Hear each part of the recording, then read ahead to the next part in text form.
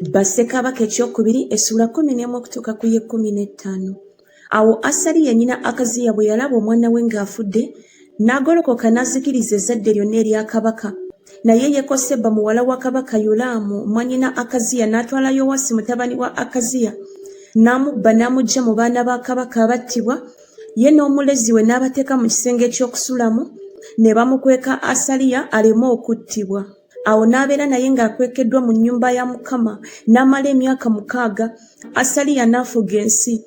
Awo mu mwaka ogw'omusanvu Yekoyada n'atuma n'akima abaami b'ebikumi ab'oku Bakaki n'Abambowa, n'abaleeta gy'ali mu nnyumba ya Mukama, n'alagana nabo endagaano, n'abalayiza ekirayiro mu nnyumba ya Mukama, n'abalaga omwana wa kabaka. Awo n'abalagira ng'ayogera nti, ekigambo kino kye muba mukola.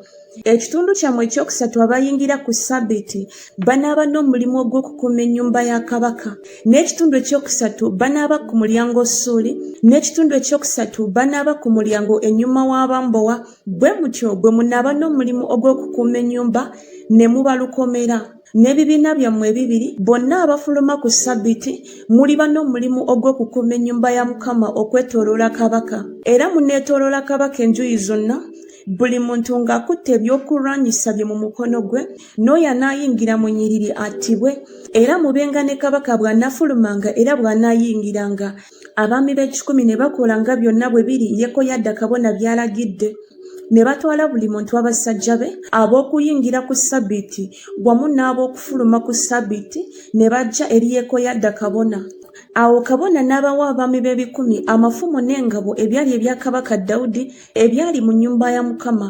Awo Abambowa ne bayimirira buli muntu ng'akutte ebyokulwanyisa bye, okuva ku luuyi lw'ennyumba olwa ddyo okutuuka ku luuyi lw'ennyumba olwa kkono, okulira n'ekyoto n'ennyumba awali kabaka enjuuyi zonna. Awo n'afulumya omwana wa kabaka n'amutikkira engule ey'obwakabaka n'amuwa abajulirwa, ne bamufuula kabaka ne bamufukako amafuta, ne bakuba mu ngalo ne boogera nti kabaka abe mulamu. Awo Asaliya bwe yawulira oluyogaano lw'Abambowa n'olw'abantu, n'ajja eri abantu mu nnyumba ya Mukama, n'atunula, kale laba kabaka ng'ayimiridde awali empagi ng'engeri bwe yabanga, abaami n'amakondeere nga biriranye kabaka, n'abantu bonna ab'ensi ne basanyuka ne bafuuwa amakondeere. Awo Asaliya n'ayuza ebyambalo bye n'ayogerera waggulu nti, bujeemu, bujeemu. Awo Yekoyada kabona n'alagira abaami b'ebikumi abateekebwawo kojje, n'abagamba nti mumufulumye wakati w'ennyiriri, n'oyo anaamugoberera mumutte n'ekitala, kubanga kabona yayogera nti aleme okuttirwa mu nnyumba ya Mukama. Awo ne bamusegulira, n'ayita mu kkubo embalaasi we ziyingirira mu nnyumba ya kabaka, n'attirwa eyo. Awo Yekoyada n'alagaana endagaano eri Mukama ne kabaka n'abantu, babeere abantu ba Mukama era eri kabaka n'abantu. Awo abantu bonna ab'omu nsi ne bagenda mu nnyumba ya Baali ne bagimenyaamenya, ebyoto bye n'ebifaananyi bye ne babimenyera ddala, ne battira Matani kabona wa Baali mu maaso g'ebyoto. Awo kabona n'assaawo abaami ab'oku nnyumba ya Mukama, n'atwala abaami b'ebikumi n'Abakaki n'Abambowa n'abantu bonna ab'omu nsi omwo, ne baserengesa kabaka nga bamuggya mu nnyumba ya Mukama, ne bajja nga bafuluma mu kkubo ery'omulyango gw'Abambowa eri ennyumba ya kabaka. Awo abantu bonna ab'omu nsi ne basanyuka, ekibuga ne kitereera, ne battira Asaliya n'ekitala awali ennyumba ya kabaka. Yekoyaasi yali yakamaze emyaka 7 bwe yatanula okufuga. Bassekabaka ekyokubiri essula 12. Mu mwaka ogw'omusanvu ogwa Yeeku, Yekoyaasi n'atanula okufuga, n'afugira emyaka 40 mu Yerusaalemi, ne nnyina erinnya lye yali Zebiya ow'e Beeruseba. Yekoyaasi n'akola ebyali mu maaso ga Mukama ebirungi ennaku ze zonna Yekoyada kabona ze yamuyigirizaamu. Naye ebifo ebigulumivu tebyaggibwawo, abantu nga bakyawayo ssaddaaka ne bootereza obubaane ku bifo ebigulumivu. Awo Yekoyaasi n'agamba bakabona nti, effeeza zonna ez'ebintu ebitukuzi bwe zireetebwa mu nnyumba ya Mukama eziyitiŋŋana, effeeza ez'abantu buli muntu z'awandiikirwa, n'effeeza zonna ez'omuntu yenna ze yeetuula okuleeta mu nnyumba ya Mukama, bakabona bazitwala ewaabwe, buli muntu ng'azijja ku abo b'amanyi. Kale baliziba ebituli by'ennyumba yonna ekituli gye kinaalabikira. Naye olwatuuka mu mwaka ogwa 20 ogwa Kabaka Yekoyaasi, bakabona nga tebannaziba bituli bya nnyumba. Awo Kabaka Yekoyaasi n'ayita Yekoyada kabona ne bakabona abalala n'abagamba nti kiki ekibalobera okuziba ebituli by'ennyumba? Kale nno temweyongera kujja ffeeza kw'abo be mumanyi, naye mugisasule olw'ebituli by'ennyumba. Awo bakabona ne bakikkiriza obutajja nate ffeeza ku bantu newankubadde okuziba ebituli by'ennyumba. Naye Yekoyada kabona n'addira ebbweta n'awummula ekituli mu kasaanikizo kaakyo n'agiteeka ku mabbali g'ekyoto ku luuyi olwa ddyo ng'oyingira mu nnyumba ya Mukama. Awo bakabona bakuumanga oluggi ne bateeka omwo effeeza zonna ezaaleetebwanga mu nnyumba ya Mukama. Awo olwatuuka bwe baalabanga mu bbweta mulimu effeeza nnyingi, omuwandiisi wa kabaka ne kabona asinga obukulu ne bambuka ne batereka effeeza eyasangibwa mu nnyumba ya Mukama mu nsawo ne bazibala. Ne bawa effeeza ezasangibwa mu mikono gy'abo abakola emirimu abaalabirira, ne bawa effeeza ezaagerebwa mu mikono gy'abo abakola emirimu abaalabirira ennyumba ya Mukama, ne baziwaayo eri ababazi n'abazimbi abakola emirimu gy'ennyumba ya Mukama, n'eri abazimbi b'amayinja n'abatema amayinja, n'olw'okugula emiti n'amayinja amabajje okuziba ebituli by'ennyumba ya Mukama, n'olwa byonna ebyajjirirwa ennyumba okugiddaabiriza. Naye ebikompe ebya ffeeza n'ebisalako ebisiriiza n'ebibya n'amakondeere n'ebintu byonna ebya zaabu oba ebintu ebya ffeeza tebyakolerwa nnyumba ya Mukama, n'effeeza ezaaleetebwa mu nnyumba ya Mukama, kubanga ezo ne baziwa abo abakola emirimu era ne baziddaabirizisa ennyumba ya Mukama. Era tebaabalirira muwendo eri abasajja be baawa effeeza mu mukono gwabwe okubawa abo abakola emirimu, kubanga bakolanga n'obwesigwa. Effeeza ez'ebiweebwayo olw'omusango n'effeeza ez'ebiweebwayo olw'okwonoona ezaaleetebwa mu nnyumba ya Mukama zaabanga z'abakabona.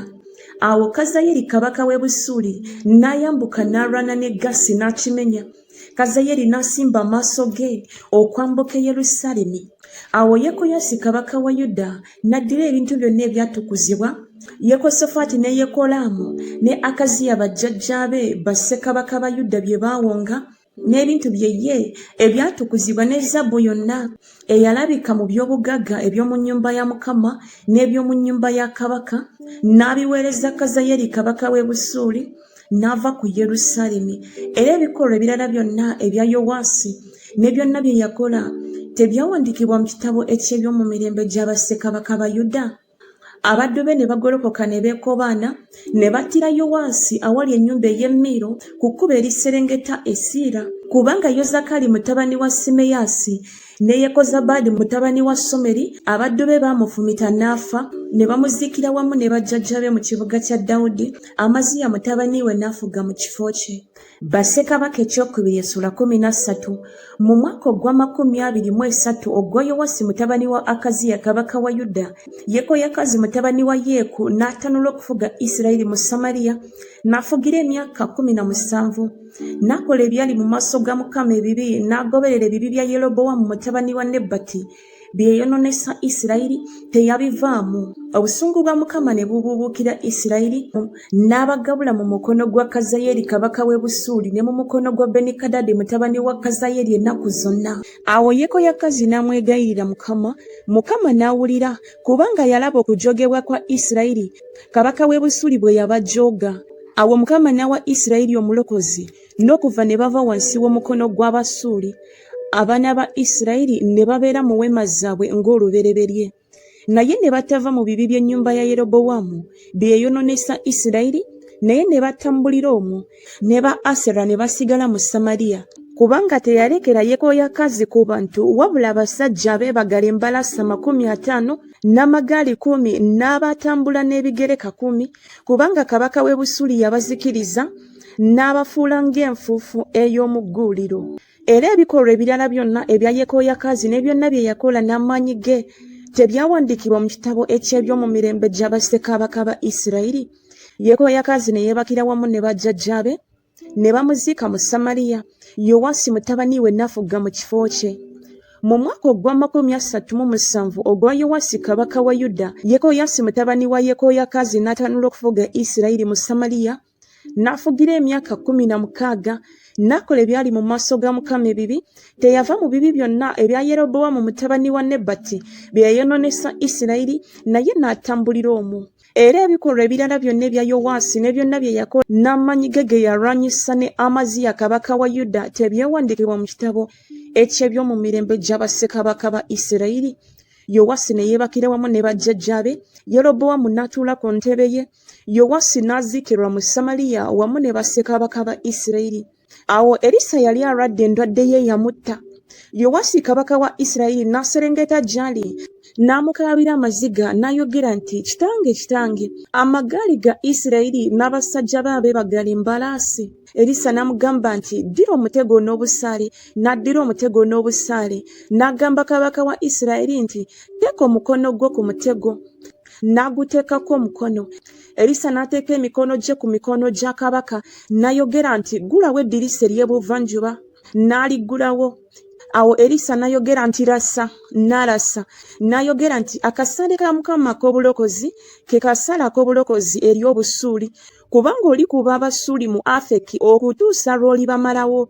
N'ayogera nti, ddira obusaale. N'abuddira. N'agamba kabaka wa Isirayiri nti, kuba ku ttaka. N'akkuba emirundi 3 n'alekeraawo. Omusajja wa Katonda n'amusunguwalira n'ayogera nti, wandikubye emirundi 5 oba 6, kale wandikubye Obusuuli okutuusa lwe wandibuzikiriza. Naye kaakano olikuba Obusuuli emirundi 3 gyokka. Awo Erisa n'afa ne bamuziika.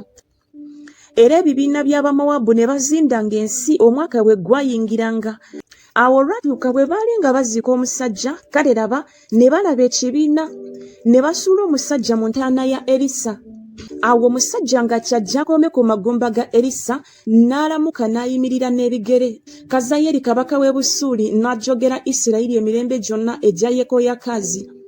Naye Mukama n'abakwatirwa ekisa, n'abasaasira, n'assaawo omwoyo eri bo olw'endagaano ye gye yalagana ne Ibulayimu ne Isaaka ne Yakobo, n'atayagala kubazikiriza wadde okubagoba mu maaso ge mu biro ebyo. Awo Kazayeri kabaka w'e Busuuli n'afa, Benikadadi mutabani we n'afuga mu kifo kye. Awo Yekoyasi mutabani wa Yekoyakazi n'ajja nate mu mukono gwa Benikadadi mutabani wa Kazayeri ebibuga bye yali ajje mu mukono gwa Yekoyakazi kitaawe ng'alwana. Yowaasi n'amukuba emirundi 3 n'akomyawo ebibuga bya Isirayiri. Bassekabaka ekyokubiri essula 14. Mu mwaka ogwokubiri ogwa Yowaasi mutabani wa Yowakazi kabaka wa Isirayiri, Amaziya mutabani wa Yowaasi kabaka wa Yuda n'atanula okufuga. Yali yakamaze emyaka 25 bwe yatanula okufuga, n'afugira emyaka 29 mu Yerusaalemi. Ne nnyina erinnya lye yali Yekoyadiini ow'e Yerusaalemi. N'akola ebyali mu maaso ga Mukama ebirungi, naye nga tamwenkana Dawudi kitaawe bye yakola, nga byonna bwe byali Yowaasi kitaawe bye yakolanga. Naye ebifo ebigulumivu tebyaggibwawo, abantu nga bakyewaayo ssaddaaka era nga bootereza obubaane ku bifo ebigulumivu. Awo olwatuuka obwakabaka nga kye bujje bunywezebwe mu mukono gwe, n'alyoka atta abaddu be abatta kabaka kitaawe, naye abaana b'abassi teyabatta, ng'ebyo bwe biri ebyawandiikibwa mu kitabo eky'amateeka ga Musa, nga Mukama bwe yalagira ng'ayogera nti, bakitaabwe tebattibwanga ku lw'abaana, so n'abaana tebattibwanga ku lwa bakitaabwe, naye buli muntu anaafanga olw'okwonoona kwe ye. Ku Edomu n'attirako 10 mu kiwonvu eky'omunnyo, n'amenya Seera ng'alwana, n'akituma erinnya lyakyo Yokuseeri ne leero. Awo Amaziya n'atuma ababaka eri Yekoyasi mutabani wa Yekoyakazi mutabani wa Yeku kabaka wa Isirayiri, ng'ayogera nti, jangu tulabagane n'amaaso. Awo Yekoyasi kabaka wa Isirayiri n'atumira Amaziya kabaka wa Yuda ng'ayogera nti, omwenyango ogwali ku Lebanooni gwatumira omuvule ogwali ku Lebanooni nga gwogera nti, muwe muwala wo mutabani wange amufumbirwe. Awo ensolo ey'omu nsiko eyali ku Lebanooni n'eyitawo n'erinnyirira omwenyango. Mazima okubye Edomu, n'omutima gwo gukugulumiziza okyenyumirizeemu obeere eka. Kubanga lwaki okweyingiza mu bitali bibyo n'ofiirwa, n'oggwa ggwe ne Yuda wamu naawe? Naye Amaziya n'atakkiriza kuwulira. Awo Yekoyasi kabaka wa Isirayiri n'atabaala, Yene Amaziya kabaka wa Yuda ne balabaganira n'amaaso e Besusemesi ekya Yuda. Yuda n'agobebwa mu maaso ga Isirayiri ne baddukira buli muntu mu weema ye. Awo Yekoyasi kabaka wa Isirayiri n'awambibwa Amaziya kabaka wa Yuda mutabani wa Yekoyasi mutabani wa Akaziya e Besusemesi n'ajja e Yerusaalemi n'amenyamenya bbugwe wa Yerusaalemi okuva ku mulyango gwa Efulayimu okutuuka ku mulyango gw'oku nsonda emikono 400. N'anyaga ezaabu ne ffeeza yonna n'ebintu byonna ebyalabika mu nnyumba ya Mukama ne mu by'obugagga eby'omu nnyumba ya kabaka, era n'ab'emisango n'addayo e Samaliya. Era ebikolwa ebirala byonna ebya Yekoyasi bye yakola n'amaanyi ge era bwe yalwana ne Amaziya kabaka wa Yuda tebyawandiikibwa mu kitabo eky'ebyomu mirembe gya bassekabaka ba Isirayiri. Yekoyasi ne yeebakira wamu ne bajjajjaabe n'aziikirwa mu Samaliya wamu ne bakabaka ba Isirayiri. Yerobowamu mutabani we n'afuga mu kifo kye. Awo Amaziya mutabani wa Yowasi kabaka wa Yuda n'amala emyaka 15. Yekoyasi mutabani wa Yekoyakazi kabaka wa Isirayiri ng'amaze okufa. Era ebikolwa ebirala byonna ebya Amaziya tebyawandiikibwa mu kitabo eky'ebyomu mirembe gya bassekabaka ba Yuda. Ne bamwekobanira mu Yerusaalemi n'addukira e Lakisi, naye ne batuma e Lakisi okumugoberera ne bamuttira eyo. Ne bamuleetera ku mbalaasi n'aziikibwa mu Yerusaalemi wamu ne bajjajjaabe mu kibuga kya Dawudi.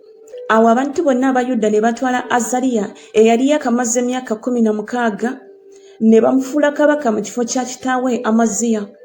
Ye n'azimba Erasi n'akizza eri Yuda, kabaka ng'amaze okwebakira wamu ne bajjajjaabe.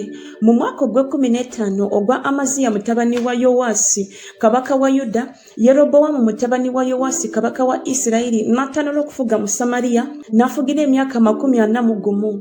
N'akola ebyali mu maaso ga Mukama ebibi, teyava mu bibi byonna ebya Yerobowamu mutabani wa Nebati bye yeeyononesa Isirayiri. Yazzayo ensalo ya Isirayiri okuva awayingirirwa e Kamasi okutuuka ku nnyanja ya Alaba, ng'ekigambo bwe kyali ekya Mukama Katonda wa Isirayiri kye yayogerera mu mukono gw'omuddu we Yona mutabani wa Amitayi nnabbi ow'e Gasukeferi. Kubanga Mukama n'alaba okubonyabonyezebwa kwa Isirayiri nga kuzibu nnyo, kubanga tewaali eyasibibwa newankubadde ataasibibwa wadde omubeezi eri Isirayiri.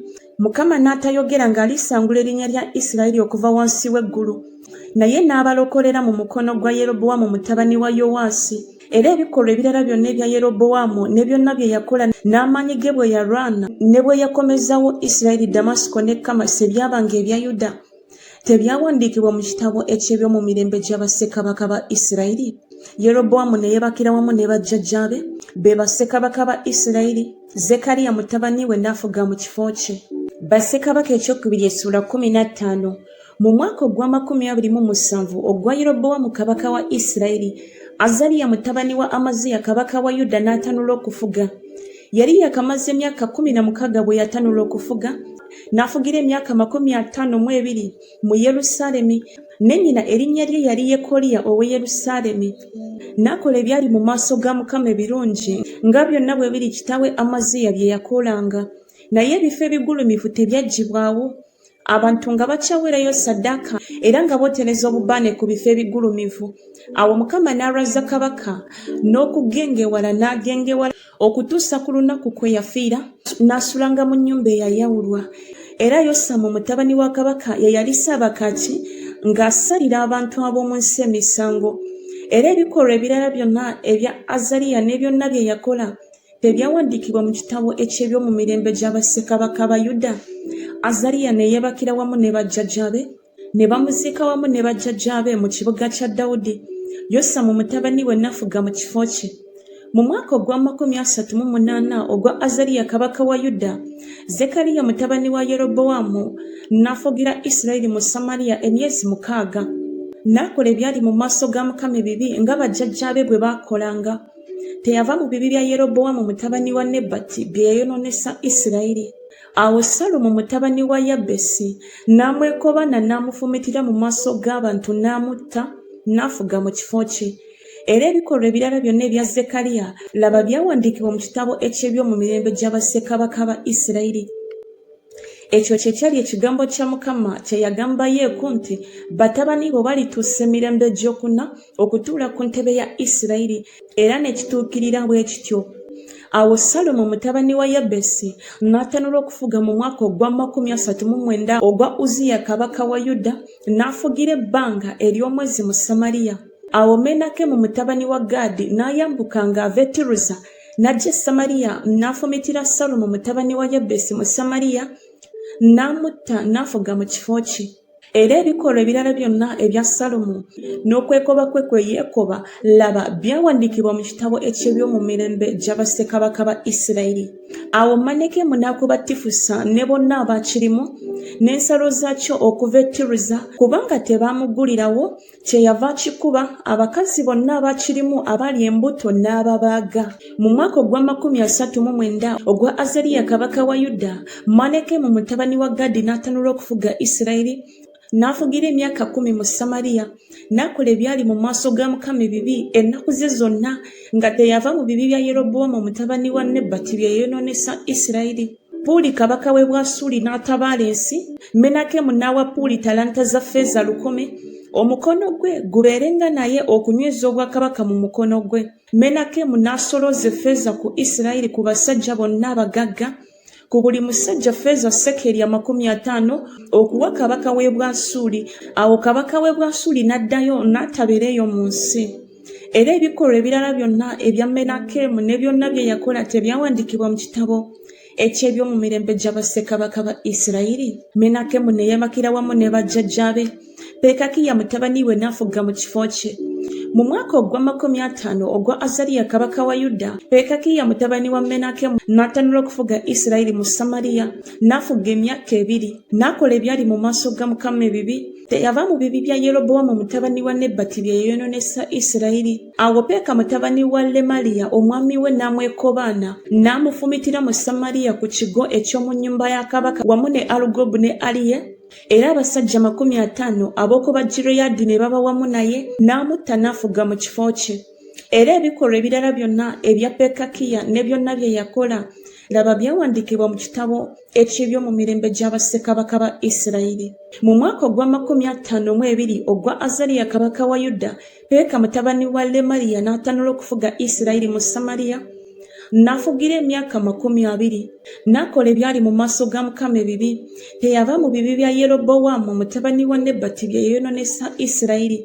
Ku mirembe gya Peka kabaka wa Isirayiri, Tigulasupereseri kabaka w'e Bwasuli n'ajja n'amenya Iyoni ne Aberubesumaaka ne Yanowa, Kedesi ne Kazori ne Gireyaadi Galiraaya, ensi yonna eya Nafutaali, n'abatwala nga basibe e Bwasuli. Awo Koseya mutabani wa Era ne yeekoba na Peka mutabani wa Lamaliya, n'amufumita n'amutta n'afuga mu kifo kye mu mwaka ogwa 20 ogwa Yosamu mutabani wa Uziya. Era ebikolwa ebirala byonna ebya Peka ne byonna bye yakola, laba byawandiikibwa mu kitabo eky'ebyomumirembe gya bassekabaka ba Isirayiri. Mu mwaka ogwokubiri ogwa Peka mutabani wa Lemaliya kabaka wa Isirayiri, Yosamu mutabani wa Uziya kabaka wa Yuda n'atanula okufuga. Yali yakamaze emyaka 25 bwe yatanula okufuga, n'afugira emyaka 16 mu Yerusaalemi, ne nnyina erinnya lye yali Yerusa muwala wa Zadoki. N'akola ebyali mu maaso ga Mukama ebirungi. Yakola nga byonna bwe biri kitaawe Uziya bye yakola, naye ebifo ebigulumivu tebyaggyibwawo, abantu nga bakyaweerayo ssaddaaka era nga bootereza obubbane ku bifo ebigulumivu. N'azimba omulyango ogw'engulu ogw'oku nnyumba ya Mukama. Era ebikolwa ebirala byonna ebya Yosamu ne byonna bye yakola tebyawandiikibwa mu kitabo eky'ebyomumirembe gya bassekabaka ba Yuda. Mu biro ebyo Mukama mwe yatanulira okusindika Lezini kabaka w'e Busuuli ne Peka mutabani wa Lemaliya okulwana ne Yuda. Awo Yosamu ne yeebakira wamu ne bajjajjaabe, n'aziikirwa wamu ne bajjajjaabe mu kibuga kya Dawudi kitaawe. Akazi mutabani we n'afuga mu kifo kye.